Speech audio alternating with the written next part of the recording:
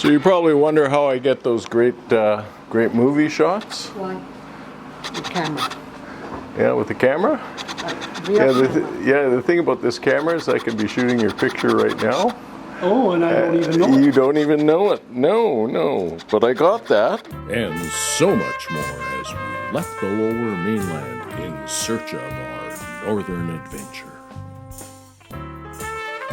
MTC Studio is proud to present the Island Getaway.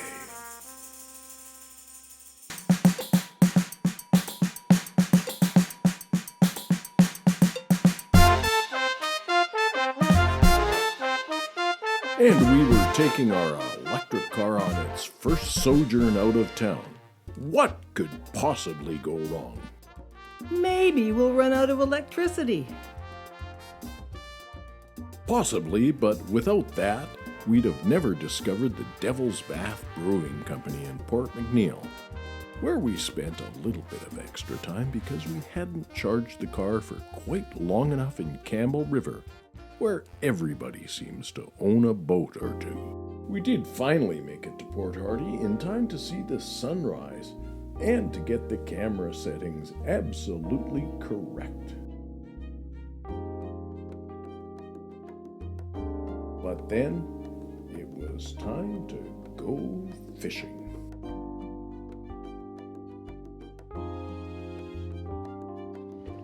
That's what the dolphins thought too.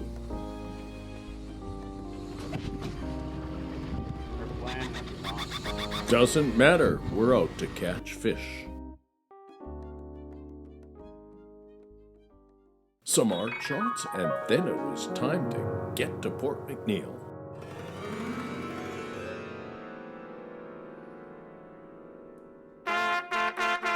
Port McNeill is quite the place. Oh, what's this I'm hearing?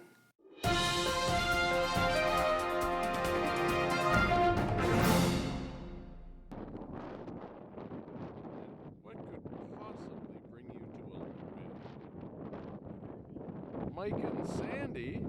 You mean the city people? Yeah. And is it true that you were sent up as a delegation?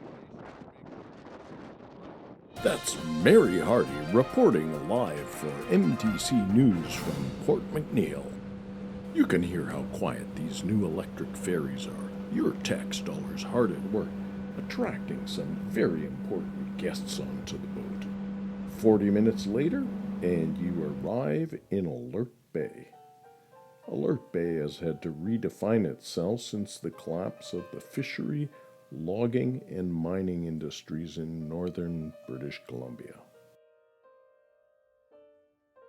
It has maintained its strong sense of community, and there are reminders of that everywhere, including the reminders of St. Michael's Residential School, which was closed in 1974. There are also other reminders, and you can't say that you weren't warned.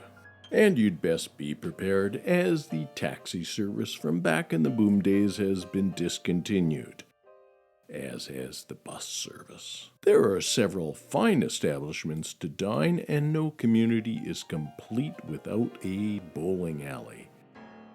The Seine Inn is one of several establishments in which you can stay, but we had found an even better place to stay, Mike and Sandy's place.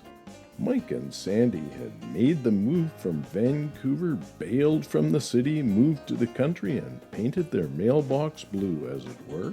Their place included a fabulous idea, a checkerboard on the ceiling. Who'd have thought? As no one was up for a game, we went for a walk. Why would I photograph you when I can actually have you in a movie? Sandy, there's a staircase coming down. How stable is this staircase? It's very stable. It's been built by about half a dozen people. That's why sometimes you get scared from one another. And how about the banister, Mike? I think it's a tremendous improvement on the last one. And City Woman, do you feel safe? Sure. I'm on the stolid side.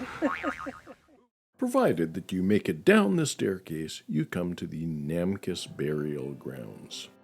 Namkis means the meeting of three tribes.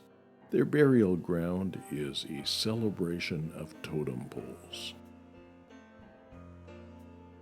Some families choose to repaint their totem poles every year. Other families choose to let them fade.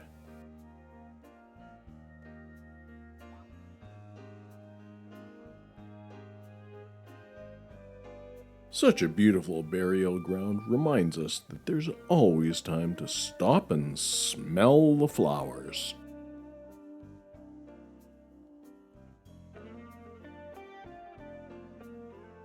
The First Nations Longhouse has the world's tallest totem pole, a totem pole erected to one of its former chiefs, and a memorial to the lost children of St. Michael's School on the former site.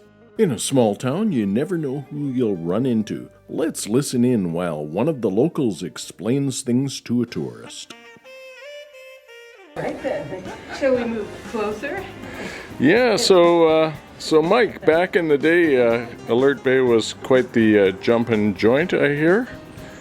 Yes, it was quite the jumping joint. Yeah. And so, to make that jump, Mary, what's the first store you have to go to? You mean today? Anytime, to make the party jump. Oh, the liquor store, I guess. What do you do as a party girl? I don't know.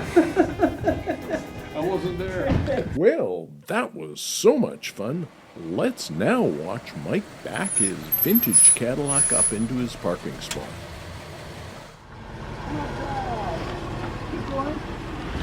Contrary to local belief, this is not his weekend or summer only car.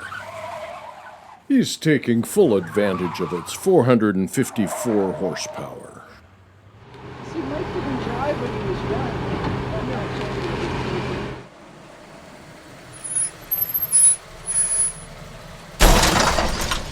Oops. Make sure you're not too close to the wall. That wasn't too close, was it?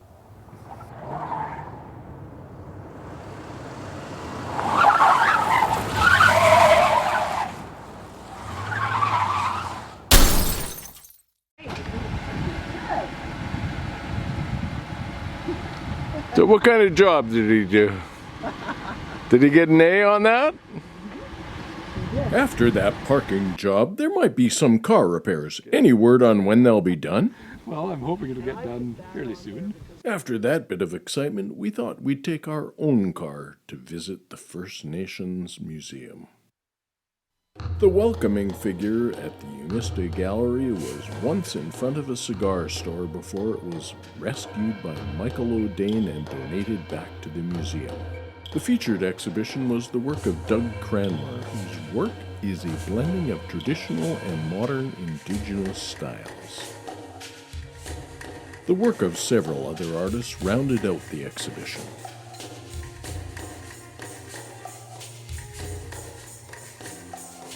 There was also a display of chilkat weaving, a circular style that takes over a year to complete. The button blanket of Chief Charles Noel was also on display, as was a ceremonial storage box that had once been owned by a visiting sea captain. His family redonated it back to the museum.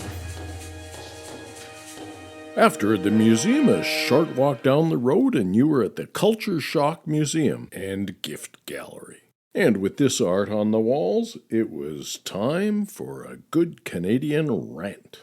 Perhaps I can enter it in their story walk competition. Yep. Alert Bay, British Columbia. I was last here in 1979 or maybe 1980, and this place was hoppin'. This was a wild place, and we're here now. It's radically different. They didn't have this Culture Shock Museum and Gift Gallery here. It's run by the First Nations band that is here, and it's all about respecting land, sea, and sky. Everywhere you look, there's art. Art is the new fishing, mining, logging resource of this part of the world. How was the Culture Shock gift gallery? Were you able to buy anything? No, it was close. We did make it there the next day and were able to support the local economy, both there and the drugstore. One more glorious sunset, a quick glance across to Seaward on Vancouver Island, and then it was time to hop on board the ferry and head back down island again for a quick visit with Larry and Debbie. Well, we managed to snap a few pictures, but people didn't like the angles, so we had to retake them. A quick visit with our friend Wendy Mills, and then it was back on BC ferries for the trip back to the Lower Mainland. Adventure completed.